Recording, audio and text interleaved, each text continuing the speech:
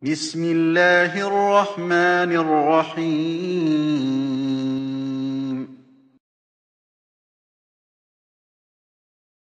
Assalamualaikum warahmatullahi wabarakatuh. Bagaimana kabar anak-anak hari ini? Semoga kalian semua dalam keadaan sehat walafiat, tak kurang suatu apapun. Nah, anak-anak, kita ketemu lagi dalam pembelajaran PKK di kelas 5 SD Muhammadiyah Sapen. Sebelum kita memulai pembelajaran, sebaiknya kita berdoa terlebih dahulu dengan baca basmalah. Bismillahirrohmanirrohim. Semoga dengan bacaan tadi kita semua diberikan tambahan ilmu, diberikan kefahaman, dan tentunya diberi kemudahan saat belajar. Nah, pada pembelajaran PKK kali ini kita akan melanjutkan materi mengenai pakaian.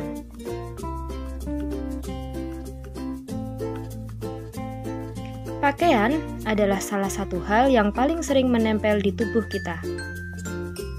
Karena menempel secara langsung ke kulit, maka tak mengherankan jika keringat, sel-sel kulit mati, serta minyak dapat menumpuk di pakaian.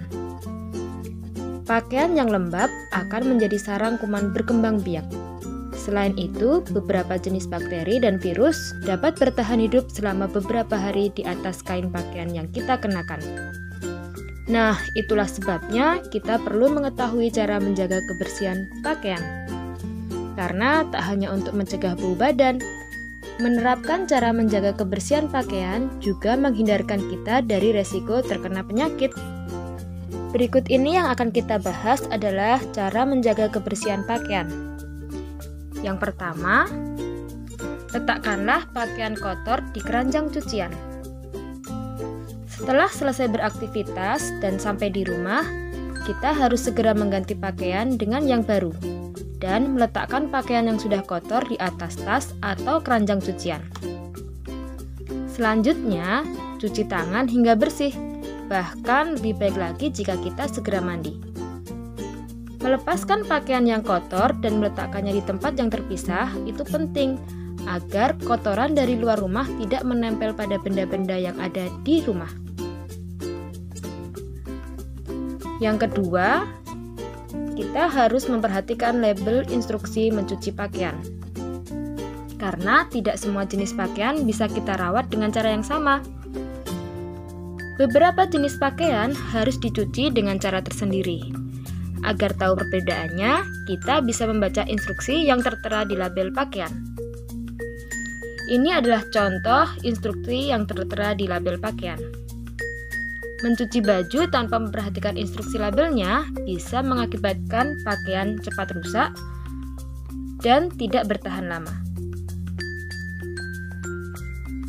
Yang ketiga adalah kita harus memilih produk pencuci pakaian yang sesuai kebutuhan. Saat mencuci pakaian, ada banyak produk yang harus diperhatikan mulai dari deterjen, pemutih, pelembut pakaian, hingga penghilang noda. Setiap produk menawarkan manfaat serta fungsi yang berbeda-beda. Pastikan memilih produk yang bisa digunakan untuk jenis pakaian. Kita harus melihat instruksi yang ada pada label pakaian. Misalnya, pilih deterjen bebas pemutih jika akan mencuci baju berwarna.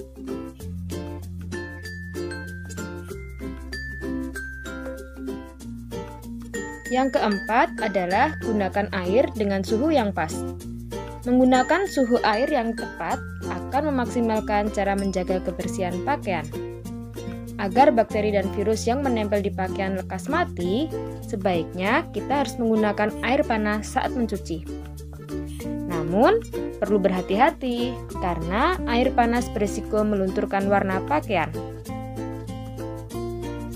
Alternatif lainnya adalah mencuci dengan air dingin. Ini untuk membasmi kuman, selain itu kita harus menggunakan deterjen dengan disinfektan tambahan.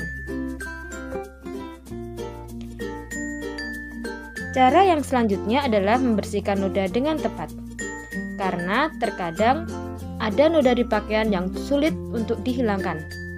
Noda ini biasanya muncul akibat makanan, minyak, atau cat yang tumpah. Pertama-tama, kita harus merendam dulu pakaian yang bernoda di air yang dingin. Hal ini akan membantu noda lebih mudah dihilangkan. Setelah itu, gunakan sabun atau deterjen khusus pembersih noda. Kita harus mengoleskan produk pada bagian yang terkena noda saja. Dan hindari gerakan menggosok saat menghapus noda. Kita bisa menggunakan spons dan menepuk-nepuk noda tersebut hingga hilang. Nah, cara yang terakhir adalah keringkan pakaian hingga benar-benar kering. Setelah selesai mencuci, pastikan pakaian kering sepenuhnya. Karena kondisi yang lembab rentan menjadi tempat kuman dan jamur bersarang di pakaian. Hal ini tentu akan semakin buruk jika pakaian lembab disimpan di dalam lemari yang tertutup. Maka dari itu, pastikan pakaian sudah kering sebelum disimpan di dalam lemari ya. Nah, anak-anak, itu tadi adalah pembelajaran kita pada kali ini. Semoga bermanfaat bagi kita semua. Wassalamualaikum warahmatullahi wabarakatuh.